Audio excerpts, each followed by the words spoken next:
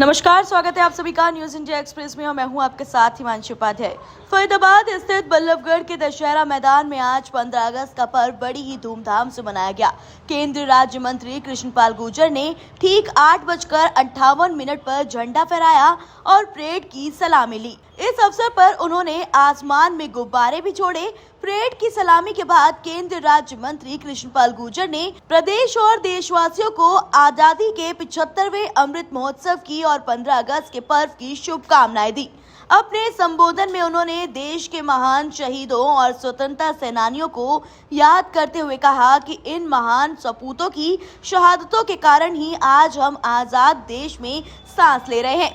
इस मौके पर उन्होंने देश की रक्षा करने वाले सैनिकों को भी याद किया, जिन्होंने अपने देश की एकता और अखंडता के लिए कुर्बानियां दी। देशभक्त पैदा किए जो अंतिम सांस तक अंग्रेजी हुकूमत से लोहा लेते रहे।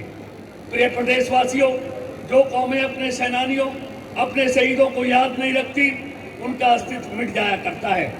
ऐसे में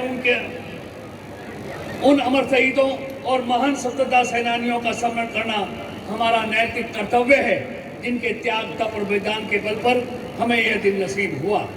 इसी उद्देश्य से सन 1857 की क्रांति के शहीदों की स्मृतियों को सहेजने के लिए अम्बाला छावनी में शहीदी स्मारक का निर्माण किया जा रहा है, जो वह भावी पीढ़ियों को देश के लिए मर मिटने की प्रेरणा देता रहेगा। इसका कार्य लगभग पूरा होने वाला है। हरियाणा की माटी के लाल राव तुलाराम ने जिला महेंद्र के नसीबपुर में अंग्रेजों का डटकर मुकाबला किया था। उनकी याद में वहां जल्द ही एक स्मारक बनाया जाएगा। इसी तरह रोनात गांव के शहीदों की याद को ताजा रखने के साथ साथ इसे आदर्श गांव बनाने के उद्देश्य से हमने रोनात फ्रीडम ट्रस्ट की स्थापना की है। हमने भावी पीढ़ियों को रोनात गांव की गौरव गाथा से अवगत कराने के लिए इसे स्कूल शिक्षा का हिस्सा बनाया है। लोगों को इस गांव के इतिहास के बारे में जानकारी देने के लिए शहीदों के जीवन पर आधारित डॉक्यूमेंट्री फिल्म भी बनाई गई है। भाइयों बहनों, बड़े ही गर्व की बात है कि प्रधानमंत्री श्री नरेंद्र मोदी जी के आह्वान पर आज पूरा देश आजादी का अमृत महोत्सव के रंग में रंगा है। रंगा भी क्यों न हो, आज हमारे लिए सबसे बड़ा दिन है। आज हमने स्वतंत्र राष्ट्र के रूप में 75 वर्ष पूरे कर लिए हैं। आजादी के अमृत महोत्सव पर मैं सभी प्रदेशवासियों को बारंबार बधाई देता हूं। आप सबके स्वस्थ जीवन और खुशहाली की कामना करता हूं। इस दिन को देखने के लिए मां भारती के न जाने कितने ही सपूतों ने अपना सर्वस्व न्यौछावर कर दिया। इसी दिन के लिए असंख्य देशभक्तों ने फिरंगी हुक्मरानों के हाथों कष्ट झेले और यातनाएं सही। शहीद आजम सरदार भगत सिंह, राजगुरु सुखदेव और शहीद उधम सिंह सरी के अनेक देशभक्त फांसी के फंदे पर झूल गए, लेकिन झुके नहीं।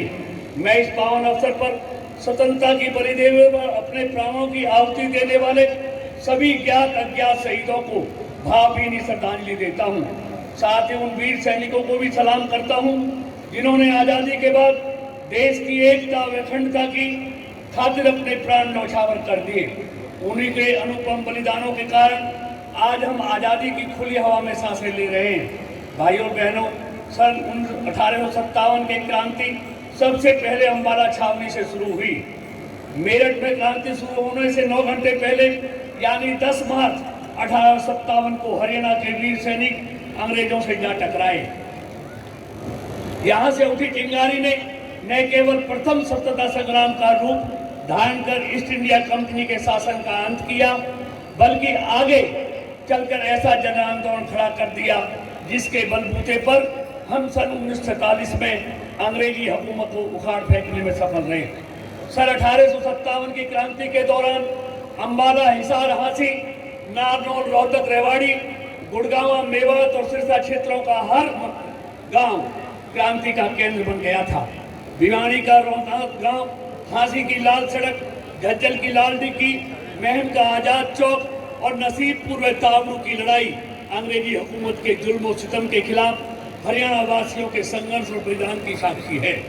1857 की क्रांति में हुए शहीदों को याद करते हुए उन्होंने कहा कि अंबाला में एक स्मारक बनाया जा रहा है ताकि आने वाली पीढ़ियां शहीदों के बारे में जान सके और उनसे प्रेरणा ले सके।